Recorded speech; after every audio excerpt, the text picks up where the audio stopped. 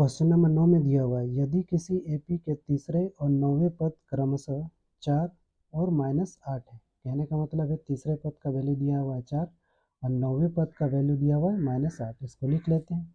तीसरे पद को क्या लिखते हैं A3 और इसका वैल्यू दिया हुआ है 4। 9वें पद को क्या लिखते हैं A9 और इसका वैल्यू दिया हुआ है -8। तो इसका कौन सा पद शून्य होगा? कौन सा पद, कितने पद या पदों की संख्या, ये क्या कहलाता है n। n का वैल्यू तो निकालने के लिए कह रहा है। और कौन सा पद शून्य होगा, कहने का मतलब है an का वैल्यू 0 दिया हुआ है। अब यहाँ समझेंगे n का वैल्यू क्या होना चाहिए, तब an का वैल्यू क्या हो जाए, 0 हो जाए। ये क्वेश्चन में कहना चाह रहा है। तो क्वेश्चन में जिसका जिसका वैल्यू दिया हुआ है या जिसका वैल्यू निकालना है उसको इस तरह से सबसे पहले अच्छा से लिख लेना है। अब मैथ को आगे कैसे बनाएंगे वो बता रहे हैं। A3 इसको क्या लिख सकते हैं या इसका क्या फार्मूला होता है, a+2d होता है बराबर 4 दिया हुआ है। ए और डी का वैल्यू पता नहीं है, इसको कुछ नहीं किया जा सकता है, इसको समीकरण 1 मान लेते हैं। A9 इसको क्या लिख सकते हैं, a+8d बराबर -8 दिया हुआ है, इसको समीकरण 2 मान लेते हैं। ये यहाँ बराबर है, सिर्फ नीचे वाले का साइन बदल देंगे तो ये कट जाएगा। ये यहाँ प्लस में है तो माइनस, प्लस में है तो माइनस, यहाँ माइनस में है तो क्या हो जाएगा प्लस। ये प्लस माइनस कट जाएगा। यहाँ ध्यान देंगे 2d प्लस में है और 8d माइनस में है। अब ये प्लस जो यहाँ दिया हुआ है इसको ध्यान नहीं दिया जाता है। 8d का नया चिन्ह क्या आ गया, माइनस। अब ये प्लस को ध्यान नहीं देंगे, इसमें बहुत गलती होता है। तो एक प्लस में है और दूसरा माइनस में है, तो हमेशा हम समझाए हैं कि बड़ा से पहले छोटा को घटा लेंगे और जो बड़ा रहेगा उसका साइन को दिया जाता है। 8d में 2d को घटा देंगे तो कितना आ जाएगा 6d, और 8d बड़ा है, इसका साइन क्या है माइनस, तो यहाँ माइनस देना जरूरी है। बराबर है, बराबर देंगे। यहाँ ध्यान देंगे 4 प्लस में है और 8 भी प्लस में है। अब ये माइनस को ध्यान नहीं दिया जाता है, तो 4 भी प्लस में है और 8 भी प्लस में है, तो दोनों को जोड़ देंगे। 8 4 कितना हो जाएगा 12। यहाँ से d का वैल्यू निकाल लेना है। 12 को लिखेंगे, -6 इधर गुना में है, बराबर की साइड आएगा तो भागा में आ जाएगा।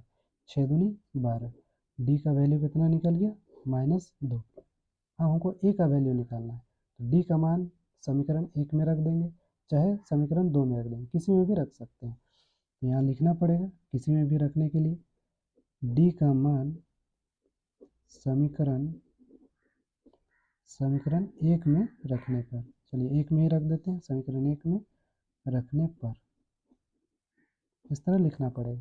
d का मान समीकरण 1 में रखने पर, मान लीजिए 2 में रखेंगे तो d का मान समीकरण 2 में रखने पर, तो यहाँ समीकरण 1 में रखने पर लिखें तो समीकरण 1 को देखेंगे, a+2d बराबर 4 है, तो इसको पूरा लिखना है, a+2d बराबर 4। ए का वैल्यू तो निकालना है, इसलिए ए को ए लिखना है, प्लस है तो प्लस, 2 है तो 2 गुना देंगे, और डी का वैल्यू कितना निकाले हैं, -2 बराबर 4।